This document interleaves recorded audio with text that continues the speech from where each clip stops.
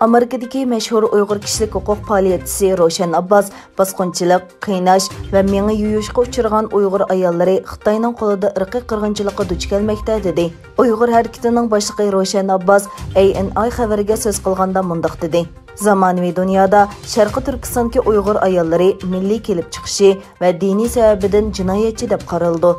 Ular ko'payish iqtidori sababidan Xitoy davlatiga tahdid deb tunishtirildi. U so'zini davomlashtirib, shuning bilan bir vaqtda ayollar atizmchilar bilan to'y qilishni rad qilib, radikal musulmon deb atalib qilishidan qo'rqib, Xitoy erlari bilan to'y qilishga majbur bo'ladi dedi. U yana mundaq dedi: "Ular bosqinchilik, menga yuyish, majburiy tug'mas qilib etish va bola tushirish, shundaqla boshqa tasavvur qilg'usiz ziyonkashliklarga duch kelyotidi. Bu jinoyatlarni sodir qilguvchi Xitoy hukumati bo'lganligi uchun dunyo sukut qilib atamdi. Xitoy irqiy qirg'inchilik qilyotidi. Donglik shaxslar va ayol huquqini qo'g'dug'uchilar qayerda?"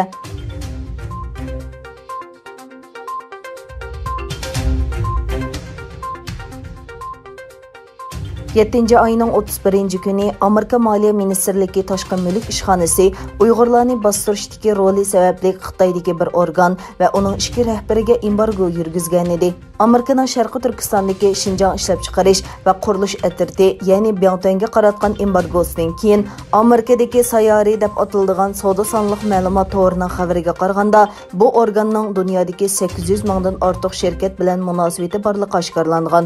Uchurlarga qaraganda, Amerika Maliye Ministerligining Tashqi mulk ishxonasi Byantonga qo'ygan embargo Amerika tarixidagi eng chong embargo deb qaralgan. Savdo sonliq ma'lumot to'rining xabariga qaraganda, atalmish Xinjiang ishlab chiqarish va qurilish Byantoning Amerika, Germaniya, Angliya va Vengriya oraliq qatorliq 147 davlat va rayondagi cho'ng kichik 862,600 shirkat bilan munosabati bor ekan.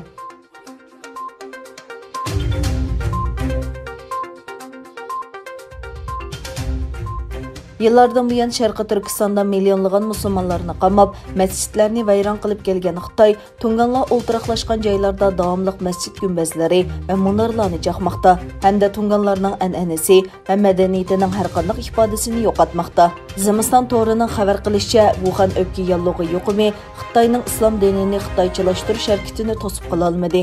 Yuqum mezgilida Gansu o'lkasida nurg'un masjidlarning gumbazlari va oy belgisi chiqib etilgan. Pyongyang shahrining Kontong rayoni eg'ir buzg'unchilikqa uchragan rayonlarning biri bo'lib, 2020-yili 3-oyning oxirida Kontong rayonida 17 masjidning islom simvollari chiqib etildi. Bu yil mayda Kontong rayonining sharqiy shahar atrofidagi cho'ng masjidning gumbazi chiqib etildi.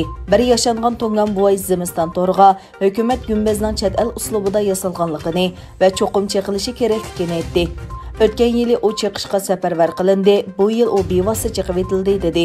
Dajay bozori va Kontong rayonining Gaoyuan yesidagi kam deganda 8 masjidning gumbazimi yuqum jarayonida chiqib etilgan.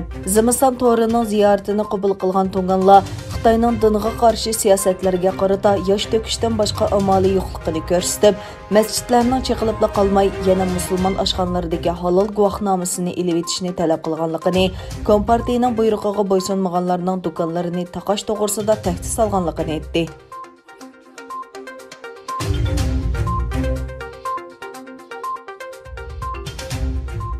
Amerika prezidenti Donald Trump agar demokratiya raqibi Joe Biden 3-noyabr o'tkaziladigan saylovda g'alaba qilsa, Amerika xalqining Xitoy tili o'rganishga majbur bo'lishi mumkinligini aytdi.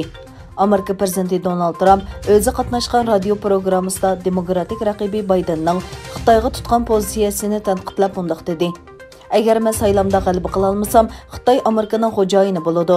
Undaqda Amerikaliklar Xitoycha so'zlashni o'rganishi kerak." Donald Trump Xitoy virusi yuqumi paydo bo'lishidan ilgari Xitoy prezidenti Xi Jinping bilan quyuq munosabati borligini bayon qilib mundaq dedi: "Bizning munosabatimiz endi ancha yaxshi emas, chunki ular Wuhan virusi uchun kerakli ishlarni qilmagan." O'zining Xi Jinping bilan uzundan buyon ko'rishalmaganligini ta'kidlagan Trump, Xitoyda paydo bo'lgan virusning uning siyosiy maydoniga ta'sir ko'rsatganligini aytdi.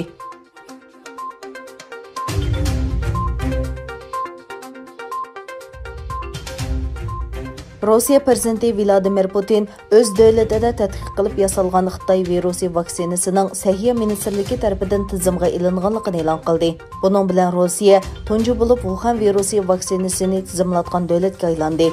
Putin hukumat amaldorlari bilan o'tkazgan bir yig'inda bayonot e'lon qilib mundaq dedi: "Men Səhiyyə Ministerligidan topshirib olgan uchurlarga asosan bugun atiganda dunyoda bir yangilik amalga oshdi va Wuhan virusiga qarshi yasalgan vaksina tizimga ilindi. Yana bir qatim ta'kidlayman, bu vaksina barliq sinovlardan o'tdi." Putin Wuhan virusiga qarshi ishlab chiqarilgan tunji vaksina uchun kuch chiqargan olimlar va səhiyyə xodimlariga rahmat aytib, Rossiyada ishlatishga tasdiqlangan bu vaksinaning antitela va immunitet bilan ta'minlashda nihoyat unumli ekanligini aytdi. Amerika Səhiyyə ministri Alex Azar Rossiyaning vaksina e'lon qilishiga qarata muhimi tunji vaksinani tepish emas, balki muhimi vaksinaning Amerika xalqi va dunyo uchun unumli va bexatar bo'lishi dedi.